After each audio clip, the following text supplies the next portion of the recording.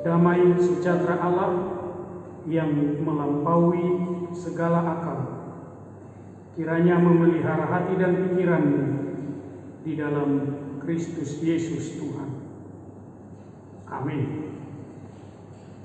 Firman Allah yang menjadi khotbah di Minggu Kantate hari ini diambil dari kitab Wahyu pasal 12 ayat 10 sampai dengan ayat yang ke-12. Saya akan baca, mari kita ikuti bersama. Nyanyian kemenangan. Dan aku mendengar suara yang nyaring di sorga berkata, sekarang telah tiba keselamatan dan kuasa dan pemerintahan Allah kita, dan kekuasaan Dia yang diurapinya, karena telah dilemparkan ke bawah pendakwa saudara-saudara kita yang mendakwa mereka siang dan malam di hadapan Allah kita. Dan mereka mengalahkan Dia oleh darah anak domba dan oleh perkataan kesaksian mereka, karena mereka tidak mengasihi nyawa mereka sampai ke dalam maut. Karena itu bersukacitalah, hai sorga dan hai kamu sekalian yang diam di dalamnya. Celakalah kamu, hai bumi dan laut, karena iblis telah turun kepadamu dalam geramnya yang dahsyat, karena ia tahu bahwa waktunya sudah singkat. Demikian firman Tuhan. Atas nama seluruh Parhalado HKBP Immanuel, sampailah salam kasih, salam rindu kepada semua jemaat HKBP Immanuel yang sedang beribadah di rumah saat ini. Horasna dihita saluhna. Jemaat HKBP Immanuel yang dikasihi Tuhan, kalau kita membaca dan mendengar khotbah dari kitab Wahyu, ada dua hal penting yang harus kita ingat.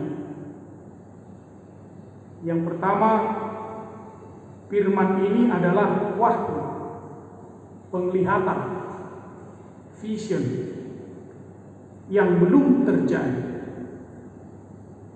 Tetapi jangan disamakan dengan ramalan atau prediksi, walaupun belum sama-sama terjadi. Kalau wahyu itu pasti akan terjadi. Tetapi kalau prediksi atau ramalan itu belum tentu terjadi. Wahyu itu Tuhan yang memberikan. Sedangkan ramalan atau prediksi siapa saja bisa memberikan pendapatnya, pandangannya, tanggapannya. Itu yang disebut dengan prediksi, tentu dengan alasan yang tertentu. Wahyu itu pasti terjadi karena Tuhan yang menyatakannya. Sedangkan ramalan tadi atau prediksi bisa tepat, bisa tidak. Walaupun acap kali yang sering terjadi, ramalan atau prediksi itu sering meleset. Salah satu contoh, kita tahu bahwa pemerintah memprediksi bahwa pada bulan-bulan tertentu kemarin corona ini sudah tidak ada lagi di negara kita ini. Tapi faktanya sama, kita mengetahui. Wahyu itu adalah di mana Tuhan membuka rahasia. Kalau di bahasa Batak, inilah yang dikatakan dengan pamukato, berasal dari kata ukap. yang artinya membukakan, mendahului peristiwa yang terjadi. Jadi pasti akan terjadi. Itulah sebabnya wahyu bisa membuat seseorang itu benar-benar mempertahankan imannya walaupun dia harus mati. Itu yang pertama. Yang kedua, kitab Wahyu ini penuh dengan simbol-simbol, lambang-lambang. Banyak juga angka-angka. Ada simbol ikan, ada simbol ayam, ada ular naga, ada buaya, ada angka 7, dan ada juga triple 6 yang merupakan simbol antikristus. Tapi memang semuanya ini tidak terlepas dari keadaan pada saat ini. Kenapa harus memakai angka-angka? Kenapa harus memakai simbol-simbol? Tidak terlepas dengan konteks yang terjadi pada saat itu. Apa yang terjadi rupanya pada saat itu? Orang Kristen, anak-anak Tuhan pada saat itu hidup dalam situasi yang penuh dengan ketakutan. Orang Kristen, anak-anak Tuhan pada saat itu hidup di tengah-tengah teror dan ancaman, khususnya dari pemerintahan Romawi yang tidak senang melihat orang Kristen percaya dan beriman pada Tuhan Yesus. Oleh sebab itu, untuk mengungkapkan perasaannya, untuk mengungkapkan imannya, dan untuk bertemu di satu-satu tempat, orang Kristen itu harus memakai simbol, memakai tanda-tanda yang hanya mereka mengerti, supaya mereka bisa bersekutu, supaya mereka bisa bertemu. Pada saat itu orang Kristen, anak-anak Tuhan banyak yang ditangkap, dianiaya, dihukum tanpa proses peradilan yang resmi. Dan salah satu dari anak-anak Tuhan yang tertangkap pada saat itu adalah Yohanes. Dia ditangkap, dia dibuang ke dalam satu pulau yang bernama Pulau Patmos.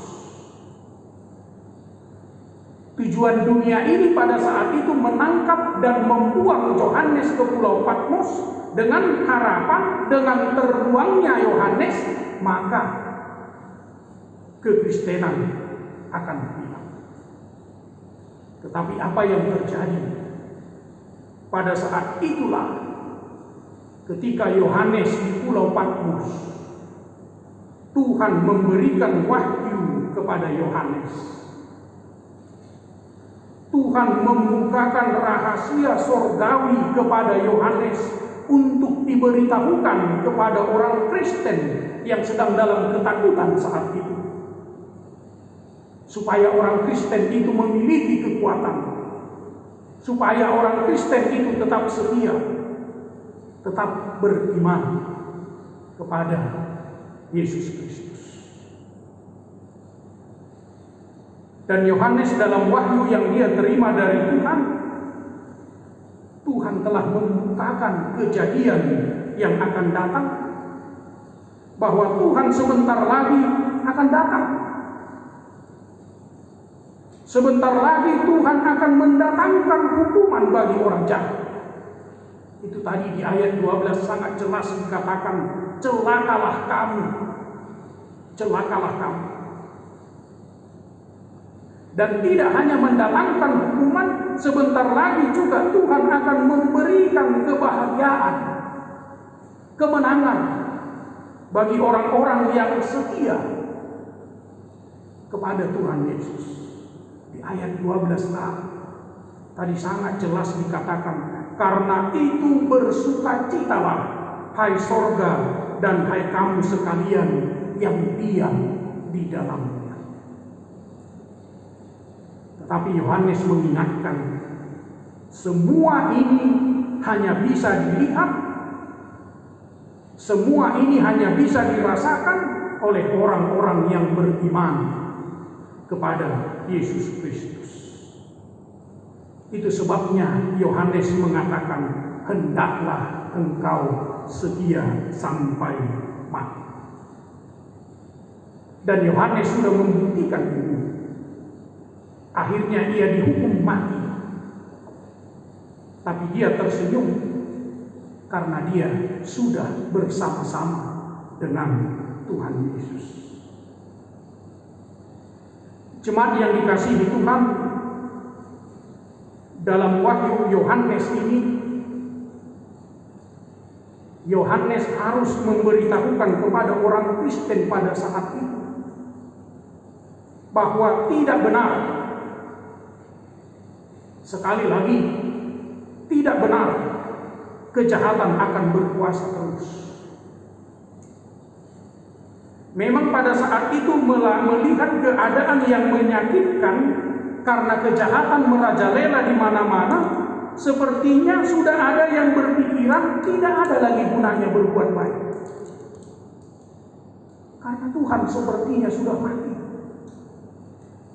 Kalaupun Tuhan tidak mati, pasti dia sudah buta karena tidak melihat kejahatan di mana-mana, termasuk tidak melihat penderitaan orang Kristen yang disiksa dan dianiaya pada saat itu. Sudah ada yang berpikiran pada saat itu, sepertinya zaman kebaikan sudah lewat. Yang terjadi sekarang adalah zaman di mana kejahatan merajalela. Sepertinya zaman sekarang adalah zaman yang penuh dengan ketakutan dan keputusasaan. Tetapi, saudara-saudaraku, pada saat seperti inilah datang firman Tuhan yang diwahyukan kepada Yohanes, yang juga harus disampaikan Yohanes kepada orang-orang Kristen. Tidak benar, kejahatan itu akan terus berkuasa. Tuhan telah membukakan kejadian yang akan datang, bahwa sebentar lagi Dia akan datang. Sebentar lagi Tuhan akan mendatangkan hukuman bagi orang jahat dan memberi kemenangan, kebahagiaan, sukacita bagi orang-orang yang setia kepada Tuhan Yesus.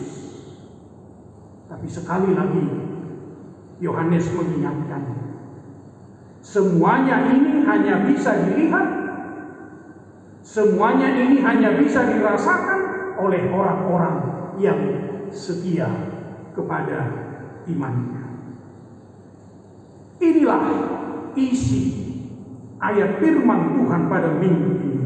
Nyanyian kemenangan orang percaya karena melihat Tuhan yang menang. Dan sebentar lagi Tuhan yang menang itu akan turun ke bumi untuk menyatakan kuasanya, untuk menyatakan keadilannya, dan juga kemuliaannya.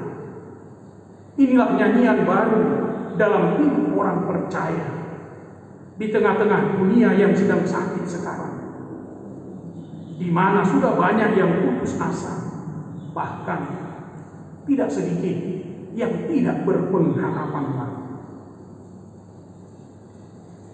Jemaat yang dikasihi Tuhan, molo digoari minggu tasadarion ima minggu kantate amar napatan ede hokamuma di Jahoba ede naiba ede hokamuma di Jahoba ede naiba petu boido marragam pangakusyota tarimo tulapatan ede naiba molodidok ede naik baru boidoi nyanyian yang benar-benar baru, dalam arti belum pernah didengar atau dinyanyikan. Alai boido lapatan ni ede naik baru ima lagu yang sudah pernah dinyanyikan dan didengar, Tetapi ketika didengar atau diperdengarkan kembali, selalu membawa perubahan yang baru bagi kita. Dan kita tidak pernah bosan mendengarnya. Buat majo saya contoh di Ausad ini. Saya tidak pernah bosan mendengar dan menyanyikan lagu dari buku ND nomor 435 Marul Ulu Tondiki. Padahal dari dulu syairnya itu aja, notnya juga itu, dan mungkin tidak ratusan kali lagi sudah saya dengar dan nyanyikan.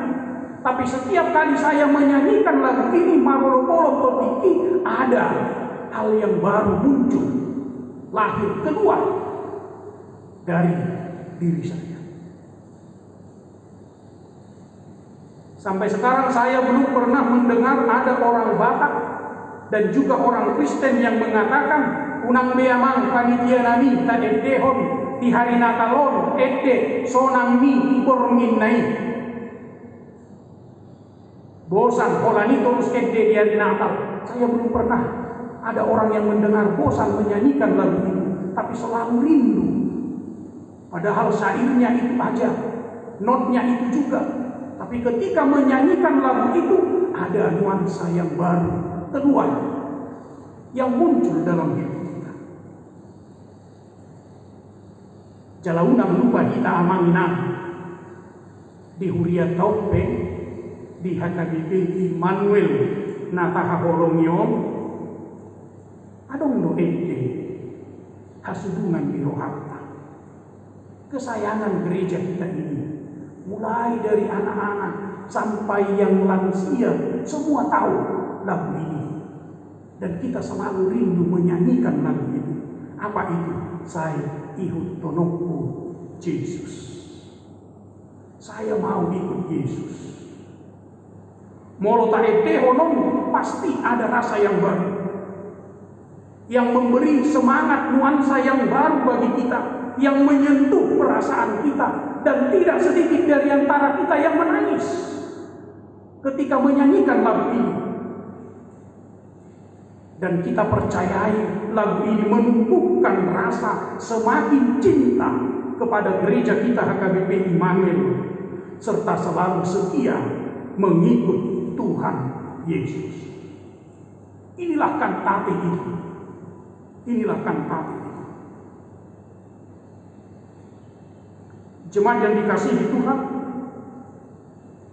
kita semua menyadari bahwa dunia sekarang sedang sakit, sedang ketakutan oleh wabah virus corona ini. Dan ini membawa dampak yang buruk bagi kehidupan manusia. Kalau dulu ketika firman ini disampaikan kepada orang Kristen yang sedang menderita dan ketakutan, dan orang Kristen pada saat itu mendapat semangat, mendapat kekuatan yang baru, dan akhirnya mereka menang menghadapi penderitaan dan ketakutan itu. Itu juga lah kantate kita sekarang. Ketika kita mendengarkan firman Tuhan ini, kita mendapat semangat yang baru, kekuatan yang baru, karena rahasia hari esok sudah dibukakan. Apa itu? Tuhan Yesus akan datang dan Dia sudah ada bersama-sama dengan kita sekarang. Dia akan menolong kita. Dia akan membebaskan kita. Dia akan memenangkan kita menghadapi virus corona ini. Karena Dia adalah Allah yang Immanuel, Allah yang selalu ada bersama-sama dengan kita. Untuk itulah kantate kita pada minggu ini menyerukan kepada kita, tetap semangat, tetap semangat. Rahasia sorgawi sudah dibukakan, Tuhan kita sudah menang. Sebentar lagi dan Dia sedang berkarya untuk memenangkan kita menyelamatkan, menolong kita, anak-anaknya, kita pasti menang. Tuhan memberkati kita. Amin. Marilah kita berdoa. Ya Tuhan Allah yang maha mulia dan maha dahsyat, Bapa kami yang maha kasih, betapa dahsyatnya segala pekerjaan-Mu.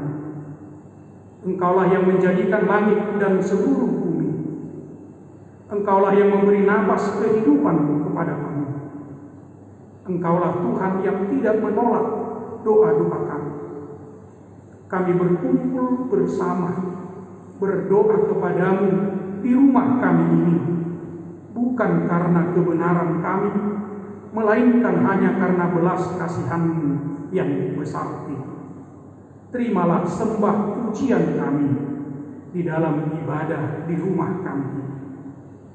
Allah Bapa, Engkau melihat penderitaan bangsa kami dan seluruh bumi ini yang disebabkan oleh pandemi COVID-19 ini, yang mengakibatkan bukan hanya banyak yang mengalami sakit penyakit, bahkan sampai yang meninggal, tapi juga mempengaruhi kehidupan kami sehari-hari. Kami harus terpisah dengan saudara-saudara kami. Pendapatan rumah tangga kami juga semakin tidak menentu. Banyak jemaat kami yang tidak lagi bekerja oleh karena kena PHK. Banyak yang tidak dapat makan dan penderitaan yang lain yang membuat kami kesusahan. Ya Tuhan, kasihanilah kami. Lenyapkanlah COVID-19 ini dari seluruh bumi ini, supaya kami bersukacita mengerjakan pekerjaan kami, dan supaya kami layak memuji dan memuliakan Engkau bersama-sama dengan saudara-saudara kami yang lain. Ya Allah, ya Tuhan yang penuh kasih setia, pandanglah juga para pemimpin di negara kami ini, supaya mereka berkhidmat memimpin rakyatnya, terlebih dalam mengatasi pandemi COVID-19 ini. Berkati pelayanan para medis dan juga para dokter yang ada di tingkat pusat hingga pedesaan, dan jauhkan mereka dari penyakit. Sembuhkanlah yang sakit. Kiranya pandemi COVID-19 ini segera berlalu dari muka bumi. Ya Allah Bapa, kami percaya hanya dengan kesetiaan iman kami kepadamu lah kami dapat mengalahkan dan memenangkan semuanya. Terima kasih Tuhan. Dalam nama Tuhan Yesus Kristus kami telah berdoa dan mengucap syukur. Amin. Jemaat yang dikasihi Tuhan, kami juga meminta kita memberikan waktu kita sebentar untuk mendengarkan kor pujian dari anak-anak gereja kita Naposopulu, sebagai bentuk kerinduan kita bisa melihat dan bertemu dengan mereka. Kiranya dengan pujian yang mereka kumandangkan, hidup kita, keluarga kita semakin diberkati oleh Tuhan. Salam sehat dari pergulungan HKBP Immanuel Pekanbaru. Amin.